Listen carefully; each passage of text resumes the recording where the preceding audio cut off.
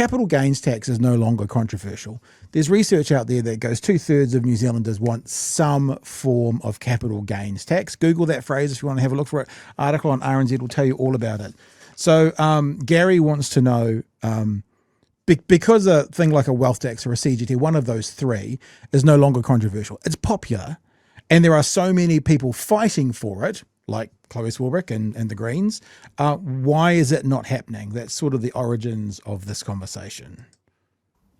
Where is that resistance from even these traditional centre-left coming from? And what do we do and how do we overcome it? So I think there's a few different things at play. One is very much vested interests. So there are a lot of very wealthy people who will do absolutely everything that they can to fan the flames of fear and to point division and distraction, point to and to create division and distraction amongst regular people so that, here, for example, it's migrants and our country. I mean, definitely the two more radical right-wing parties are currently falling over themselves to take credit for a New Zealand values test that they want to impose on migrants as well. But all of that aside, these very wealthy people own largely, but also influence hugely our media landscape. Then I think, part and parcel of the unfortunate consequences of this inequality is not only that regular people are poorer and poorer, but also that they have less and less time to engage with the political arena. This has happened simultaneously too over the last 40 years, very intentional shredding of collective action, of union movements. People are living more precarious lives. So the gig economy, for example, means that you're less likely to know your co-worker, you're less likely to know your neighbour because you're less likely to be able to stay in your house for a long period of time. What that means is that when we see these problems impacting our day-to-day lives, we see them as problems with us, not as systemic problems necessarily. So I think it's also part and parcel of how people perceive and understand the world. Then it's the media landscape and the messages that we're getting about what's actually possible and feasible. People are intentionally confused by, again, all of these distractions and all of this division. And that then also bleeds into the vested interests which influence our politics. So I think that it really boils down to put that on its head, what the solution looks like, is people understanding that, these solutions are not going to come from vested interests very clearly. And it's going to require understanding that politics is not as complicated as it's made out, in the same way that economics is not as complicated as it's made out. I've been in politics now for the better part of 10 years. Politics, very simply. She's 31, people. Just remember that. She's best part of 10 years and she's 31. She's an old hat at 31. It's just about power. It's about resources, and it's about who gets to make decisions that saturate and shape our daily lives, right? That is politics. Things end up getting complicated when we throw in all this partisanship and these political parties or whatever else. But I think as some very clever people, the likes of yourself, have articulated, it is no longer this kind of simplistic left or right wing thing. It very much is the 1% versus the 99%.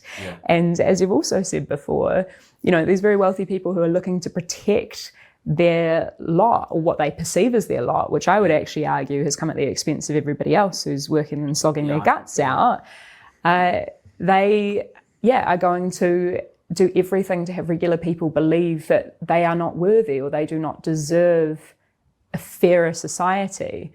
And I think this just kind of leads us to the conclusion, why the hell would you let the people who are currently fleecing you and laughing their way to the bank tell you what is possible in politics?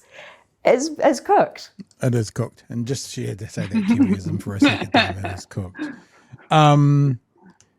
is cooked. I mean, it's the right word. Okay, let's have a tangible example. Why is it okay for this government to change the Bright Line test, for this government to change the rebates for landlords, when the Prime Minister has 7 properties, of which he sold 2 or 3 of them just after they changed the Bright Line test? Why is that okay? Why are we letting the people make those decisions, who then are the ones that benefit from those decisions? Any thoughts, Ash? Well, I think what frustrates me is that we do have laws and regulation, and sure, a lot of these loopholes are then used by these type of Luxon types. We're claiming his office on our tax dollars as well, like number one out of all of them.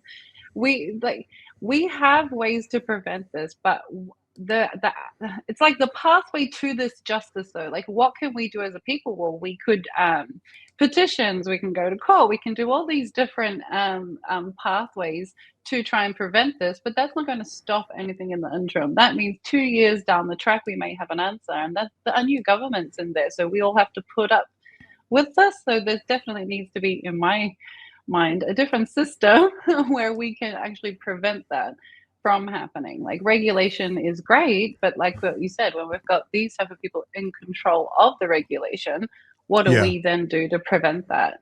And we don't, Yeah. I think in New Zealand doesn't have enough control within our ombudsmans and these types of different power levels that could do something about this. And the thing to do is get involved however you can. In fact, it was Chloe, actually, speaking at Waitangi, who, I don't know if she coined the phrase, but it's the first time I'd heard it, that something like, if you don't do politics, politics will do you. And I'm like, oh, it's interesting. So get involved, because it's coming for you no matter what. And it's much better to be on the front line trying to affect a change for positivity than perhaps sitting back and just suffering the effects of allowing others to ride roughshod over you. So yeah, if you don't do politics, politics will do you. Sounds like maybe that's another t-shirt on the way sometime.